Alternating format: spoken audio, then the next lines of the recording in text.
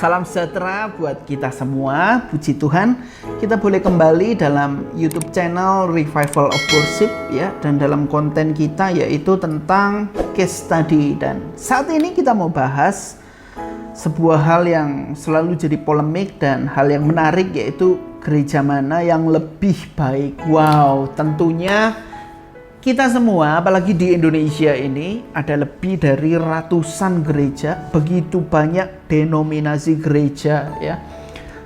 Sehingga seringkali kita berkata, wah gerejaku lebih baik, gerejaku ya mungkin secara kita bisa menilai secara fasilitas ya, atau bagusnya sebuah gereja sih relatif ya. Tetapi kita mau back to Bible, kita mau melihat apa sih makna gereja yang sebenarnya. Dan kalau kita mau lihat gereja-gereja di Indonesia itu ada banyak banget bagiannya ya. Saya coba pelajari, kalian bisa googling juga ya. Ada macam-macam gereja seperti gereja Lutheran, gereja Calvinis, gereja Menonit, gereja Anglikan, Pentakosta atau Karismatik, Neo Injili, Roma Katolik, Ortodoks. Wah, banyak banget ya. Dan gereja saya secara pribadi adalah Pentakosta, gereja karismatik. Itu pun memiliki banyak banget denominasi. Dan seringkali kita bertengkar mungkin ya. Seringkali kita, bukan bertengkar lah ya, kita seringkali berdiskusi terlalu ngotot sampai akhirnya jadi debat dan lain sebagainya. Tetapi mari kita mau belajar malam ini ya tentang apa sih sebetulnya gereja itu ya. Oke, kita belajar dulu. Kata asli gereja itu berasal dari bahasa Portugis yaitu igreja, atau bahasa Inggrisnya church ya, yang sering dipakai sekarang ya, church gereja, atau dalam bahasa aslinya yaitu kuriakon, yaitu kepunyaan Tuhan. Kalian bisa lihat di Roma 1 ayat 6, juga dalam 1 Korintus 3 ayat 23. Jadi sebetulnya kata ini itu ditujukan untuk pribadi, bukannya tempat. Kemudian ya, kalau ada pertanyaan ya, gereja mana sih yang lebih baik? Terlepas dari itu semua ya, mindset kita pasti mengarah kepada gereja yang besar, mega church. Semua gereja pasti merasa bahwa ajarannya adalah ajaran yang paling benar ya. Tetapi kalau kita mau belajar ya, gereja adalah tubuh Kristus. Saya dan saudara adalah tubuh Kristus. Nah, kembali lagi ke kata gereja. Kemudian ada kata jemaat juga yang berasal dari kata eklesia ya, yaitu ek keluar dan kaleo ya, memanggil, yang secara literal dapat diartikan orang-orang yang dipanggil keluar. Ya, kita orang-orang percaya, jemaat-jemaat Tuhan, kita keluar dari dosa menuju kepada keselamatan. Kita yang menuju maut dipanggil keluar menuju kepada kehidupan yang kekal. Jadi kita juga dapat membaca 1 Korintus 3 ayat yang ke-16, yaitu tidak tahukah kamu bahwa dirimu adalah bait Allah. Jadi kalau kita mau bertanya dan saya ingin memberikan jawaban, gereja mana yang lebih baik? Jawaban saya adalah kita, adalah saya, gereja, dan kalian juga gereja. Jadi gereja bukan sekedar mengarah kepada building, bangunan, tetapi gereja adalah pribadi saya dan saudara. Seperti yang dikatakan dalam 1 Korintus 3 ayat 16 ini, bahwa Roh Kudus bertahta di dalam kehidupan kita, dalam diri kita, dalam tubuh kita ya. Dan seringkali kita terlalu banyak berdebat, gerejaku lebih baik. Kadang kita, pendetaku lebih oke ya, pendetamu kurang oke, misalnya seperti itu. Nah, mari kita back to Bible. Sebetulnya kalau kita menjadi gereja yang lebih baik ya, gereja yang lebih baik diisi dengan gereja-gereja, yaitu kita, orang-orang dengan pribadi yang baik juga. Jadi ada banyak orang yang merasa saya tidak bertumbuh, and then dia pindah gereja, saya tidak bertumbuh lagi, dia pindah gereja lagi, dan lain sebagainya. Ya, itu sih kembali kepada diri kita masing-masing. kita sendiri mau tidak bertumbuh.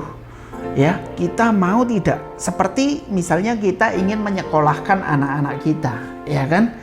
Ada yang di sekolah bagus tetapi jadi anak yang biasa-biasa aja. Ada yang di sekolah biasa-biasa aja atau sekolah yang jelek sekalipun, tetapi anaknya bisa berprestasi dengan luar biasa. Ya, jadi intinya bukan apa denominasimu, bukan apa gerejamu, tetapi bagaimana hubungan pribadimu dengan Tuhan. Karena gereja sejati adalah kehidupan kita yang sebenarnya. Amin. Ya, jadi kalau kalian mau tanya dan lewat judul pembahasan kita malam hari ini, gereja mana yang lebih baik? Jawabannya adalah kamu. Ya, kamu adalah gereja yang lebih baik. Kamu yang bisa menjadikan gedung gerejamu lebih baik juga. Jadi mari kita kembali ke dalam Alkitab, bahwa Alkitab tidak pernah menyatakan, ya mungkin secara umum tentang sebuah gedung gereja, ya, tetapi firman Tuhan pun selalu menekankan gereja, bahkan Roh Kudus itu tinggal dalam tubuh kita, dalam diri kita. Mari kita ya belajar. Jadi ada banyak anggota, seperti dalam 1 Korintus 12 ayat 12 sampai 31, ya, ada banyak anggota tetapi semuanya satu tubuh, ya. Di Indonesia, bahkan di dunia ini, ada sangat banyak gereja, tetapi kepala kita adalah Tuhan Yesus Kristus. Jadi mari kita kembali kepada ajaran yang mula-mula, ya. Nggak peduli sih sebetulnya kita dari gereja mana, ya. Kalian bisa bayangin nggak, tiba-tiba suatu saat Tuhan panggil kita, lalu malaikat mungkin bertanya, tunggu, Reza, kamu dari gereja mana? Ya, oh saya dari gereja G gitu ya. Oh ya, kamu bisa masuk, dari organisasi gereja lain enggak bisa masuk. Ya, jadi kita jangan membedakan gereja yang satu dengan gereja yang lain.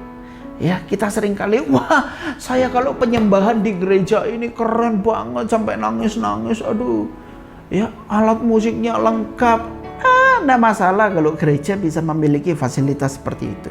Tetapi bukan berarti gereja yang di desa memuji Tuhan pakai gitar lalu tidak ada urapan. Nah, semua punya bagiannya masing-masing. Kita semua satu tubuh. Dan gereja bukan bicara tentang gedung, alat musik, kenyamanan, dan lain sebagainya. Tetapi kalau ada gereja yang bisa mengadakan fasilitas seperti itu, sah-sah saja. Siapa yang menyalahkan? Silakan. Ya, tetapi jangan kita akhirnya menyerang gereja lain karena kita melihat gereja lain. Akhirnya kita menilai gereja hanya dari standar kita. Akhirnya kita menilai sebuah gereja karena gedung, bukan karena diri kita sendiri. Yuk, back to Bible. Kita kembali kepada Alkitab. Kita lihat bahwa Tuhan melihat, ya, seperti Tuhan Yesus berkata kepada Petrus, Petrus, dirikanlah jemaatku di atas batu karang ini. Artinya Tuhan ingin membangun bukan gereja dengan pondasi yang kuat, gedung gereja, ya, tetapi lebih kepada gereja sebagai tubuh kita, ya. Kita memiliki pondasi iman yang kuat agar jemaat tetap kuat. Kembali kepada kata jemaat, yaitu eklesia, ya, yaitu kita itu dipanggil keluar pribadi. Jadi Tuhan tidak bicara tentang building saat ini, ya, bicara hal gereja ini. Jadi sekali lagi, kalau kalian ingin tahu gereja yang lebih baik adalah kamu, saya, kita semua. Kita adalah gereja Tuhan. Kalau kita bisa menjadikan pribadi kita pribadi yang lebih baik lagi, ya, Tuhan pasti dimuliakan. Amin. Ya, jadi orang saat melihat kita, they don't care about your church.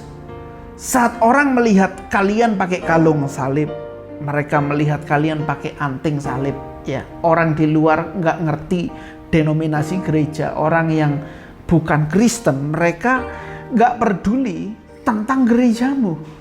Ya, pembantu di rumah kita, karyawan di kantor kita, nggak peduli majikannya di gereja mana. Tetapi saat majikannya jahat sama bawahannya, mereka cuman bilang, wah, wong Kristen itu ternyata seperti itu. Itu kalau di Jawa ya. Wah, orang Kristen ternyata seperti ini. Sekali lagi, they don't care about your church. Ya, mereka nggak peduli tentang gerejamu di mana. Pokoknya kamu pakai simbol salib. Di situ mereka melihat kita adalah pengikut Yesus. Dan saat kita, hidup kita, gereja, yang sebetulnya kita adalah gereja, hidup kita nggak berpadanan dengan kehidupan Kristus, mereka tidak melihat Yesus dalam kehidupan kita. Jadi mari ya, kita lewat kehidupan kita ini, kita harus sadar bahwa kita, diri kita adalah gereja Tuhan yang sejati, ya. Dan kalau kalian tanya berarti ya, wah, pastor, berarti saya nggak perlu lagi dong ke gereja. Wah, enggak, gereja pun punya fungsi ya. Dengan kita bergereja ada beberapa pelayanan ya, seperti kita sering pelajari fungsi gereja adalah diakonia, koinonia, marturia ya. Gereja itu dipanggil untuk menjadi berkat. Gereja itu dipanggil untuk melayani ya. Gereja dipanggil untuk menginjil, mengabarkan Injil Kristus, kabar keselamatan dan sukacita. Apakah gereja penting? Gedung gereja penting? Ya, gedung gereja penting. Tempat kita untuk bersekutu, berkumpul sama-sama memuji, menyembah dan memuliakan Tuhan. Jadi mari kita tidak usah saling serang, kita tidak usah saling menganggap diri paling hebat dan benar. Gerejaku ini yang paling oke. Wah, gereja sana salah ya. Yang penting kita bukan gereja setan ya. Kita saling mendukung dalam Tuhan. Kita saling support. Kita banyak anggota tetapi kita semua satu tubuh dan satu kepala, yaitu Tuhan Yesus Kristus. Amin. Jadi mari kita belajar ya. Lewat yang saya sampaikan tadi begitu singkat, kalian bisa membaca ya lebih jelasnya. Kalian bisa googling gereja, gedung gereja, dan lain sebagainya. Tidak peduli kalian mau gereja Protestan, ya, karismatik, ya, kalian mau gereja organisasi apapun, ya, tetap Yesus yang utama, Injil keselamatan. Kita dibenarkan bukan karena perbuatan kita, tetapi karena iman percaya kita kepada Tuhan Yesus Kristus. Itulah yang utama. Dan tujuan gereja yang utama juga memperlengkapi jemaat. Mari para gembala-gembala sidang yang ada juga kembali kepada Alkitab, ya, memperlengkapi jemaat supaya siap kita menjadi pengantin Kristus nanti waktu Tuhan Yesus datang kali yang kedua. Memperlengkapi jemaat agar jemaat siap menyambut kedatangan Tuhan kali yang kedua. Jadi mari kita sebagai gereja, kita yang sudah dipanggil keluar dari maut menuju kepada keselamatan, kita kabarkan Injil Kristus. Sudahlah, stop saling serang, saling menjatuhkan. Tapi mari kita saling support, kita saling mendukung. Bukan gereja mana yang lebih bagus, bukan sekarang udah akhir dari akhir zaman ya. Dan COVID-19 ini menunjukkan bahwa tidak peduli kamu sekaya apapun, tidak peduli gerejamu sebesar apapun, saat wabah penyakit seperti ini datang, siapa yang bisa mencegah? Tidak ada. Seluruh dunia global kena. Gereja pun udah ibadah online semua. Tidak ada yang bisa mencegah ketika Tuhan berbicara lewat wabah. Tetapi mari ya, gengs, kita kompak, kita tetap kuat, kita tetap solid dalam Tuhan. Kita adalah tubuh Kristus. Gak usah saling serang, saling support. Ya mungkin ada 1-2 hal yang salah. Firman Tuhan katakan tegur 4 mata. Kita japri kayak ya, kita sebagai keluarga kan, ya, karena orang di luar sana melihat kita, ya, mereka melihat Kristus. Kan Tuhan mengharapkan agar kita jadi garam dan terang dunia. Yang menutup konten kita malam hari ini adalah sebuah kisah tentang seorang tokoh dunia yang sangat hebat dan terkenal, ya, yaitu Mahatma Gandhi. Kalian bisa melihat banyak sekali quotes dari Mahatma Gandhi tentang ketertarikannya kepada Yesus dan ajarannya. Tetapi apa yang membuat Mahatma Gandhi tidak menjadi seorang Kristen adalah karena orang-orang Kristen itu sendiri. Dia menyadari bahwa ajaran Kristus itu sangat baik, sangat luar biasa. Ya, seringkali kita ke gereja, kita bilang bahwa kita orang Kristen, tetapi tindakan kita, ya, perlakuan kita kepada orang lain tidak mencerminkan Kristus. Jadi mari kita belajar dari konten ini, case study ini.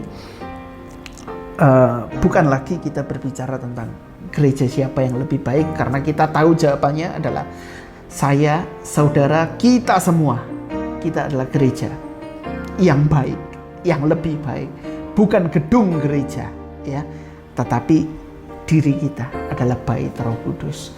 Mari kita saling support, saling mendoakan. Doakan gereja kita, doakan gereja yang lain, ya, doakan hamba-hamba Tuhan yang ada, doakan sesama jemaat yang ada, supaya kita siap menyambut kedatangan Kristus kali yang kedua, supaya kita juga sebagai jemaat siap mengabarkan Injil Kristus kepada orang di luar sana.